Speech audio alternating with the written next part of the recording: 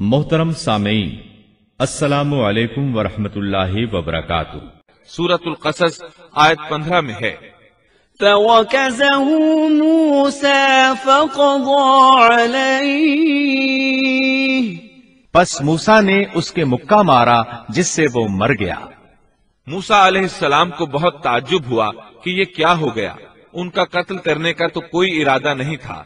موسیٰ علیہ السلام نے فوراً کہا، هَذَا مِنْ عَمَلِ الشَّيْطَانِ، یہ تو شیطانی کام ہے۔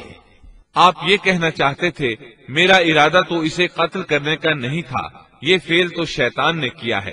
شیطان ہی نے مجھے بے قابو کر دیا تھا، مجھے اپنی طاقت پر اختیار نہ رہا، مجھ سے اس انسان کے قتل والا برا کام سرزد کرا دیا۔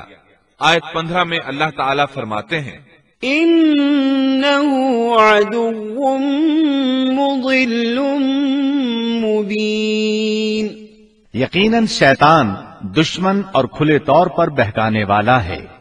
اس سے معلوم ہوا کہ موسیٰ علیہ السلام جانتے تھے شیطان دشمن ہے، وہ گمراہ کرتا ہے، اور یہ بھی معلوم ہوا کہ آپ موحد تھے، توحید پرست تھے اور مشرکین میں سے نہ تھے۔ یہی تو باتیں ہیں جو اللہ تعالیٰ نے بیان فرمائی ہیں۔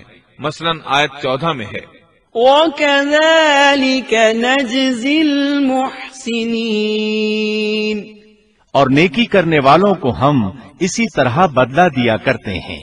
آپ ایمان پر تھے، کفر پر نہیں تھے۔ آپ نے اللہ تعالیٰ سے اس بلا ارادہ ہو جانے والے گناہ کی معافی مانگی، اللہ تعالیٰ کے حضور توبہ کی، جیسا کہ آیت 16 میں آتا ہے، قال رب إني ظلمت نفسي فاغفر لي فغفر له إنه هو الغفور الرحيم۔ پھر کہنے لگا کہ اے پروردگار، میں نے خود اپنے اوپر ظلم کیا، تو مجھے معاف فرما دے۔ اللہ نے اسے بخش دیا، وہ بخشنے والا اور بہت مہربانی کرنے والا ہے۔ یہ گناہ بلا ارادہ ہوا تھا، خطا تھی۔ پھر آپ نے ان الفاظ میں اللہ سے وعدہ کیا، قال رب بما أنعمت علي فلن أكون ظهيرا للمجرمين۔ کہنے لگا اے میرے رب، جیسے تو نے مجھ پر یہ کرم کیا، میں بھی اب ہرگز کسی گناہگار کا مددگار نہیں بنوں گا۔ آپ کا مطلب یہ تھا کہ باری تعالیٰ آپ نے مجھے معافی دے کر مجھ پر کرم کیا، گویا آپ کو سمجھ آ گئی تھی کہ اللہ تعالیٰ نے ان کی توبہ قبول کر لی ہے، ان پر رحم فرما دیا ہے۔ چنانچہ اب وعدہ کر رہے ہیں کہ کسی گناہگار کی کبھی مدد نہیں کریں گے بلکہ ان کے خلاف رہیں گے۔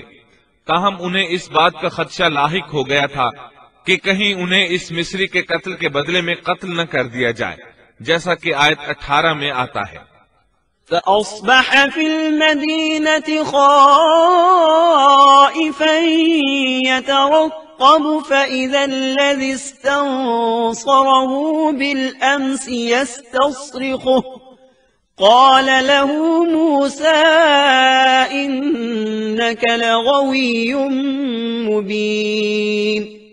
صبح ہی صبح ڈرتے اندیشے کی حالت میں خبریں لینے کے لیے شہر میں گئے۔ اچانک دیکھا کہ وہی شخص جس نے کل ان سے مدد طلب کی تھی ان سے فریاد کر رہا ہے۔ موسیٰ نے اس سے کہا کہ اس میں شک نہیں، تو صریح گمراہ ہے۔ مطلب یہ کہ جب وہ شہر پہنچے تو انہوں نے کل جیسا ہی منظر دیکھا، وہی اسرائیلی ایک دوسرے مصری سے لڑ رہا تھا۔ انہیں دیکھ کر اس نے پھر ان سے مدد مانگی۔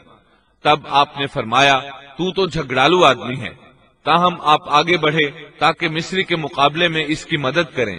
تب وہ کہنے لگا، قال يا موسى أتريد أن تقتلني كما قتلت نفسا بالأمس۔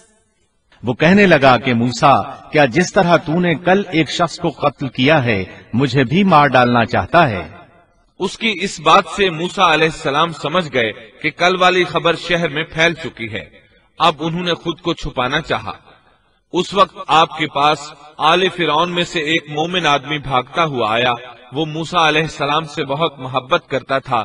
اس کا ذکر آیت 20 میں آیا ہے، وَجَاءَ رَجُلٌ أقصى المدينة يسعى قال يا موسى إن الملأ يأتمرون بك ليقتلوك فاخرج إني لك من الناصحين۔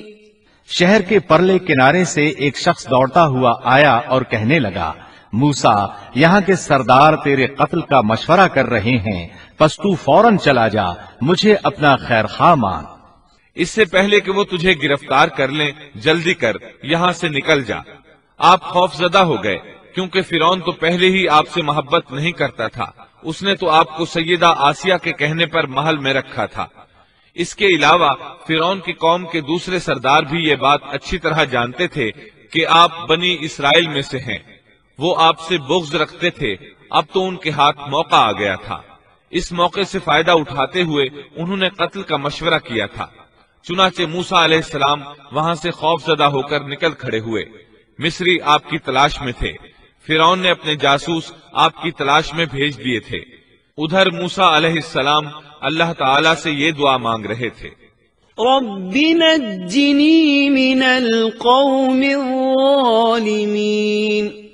اے میرے پروردگار، مجھے ظالموں کے گروہ سے بچا لے۔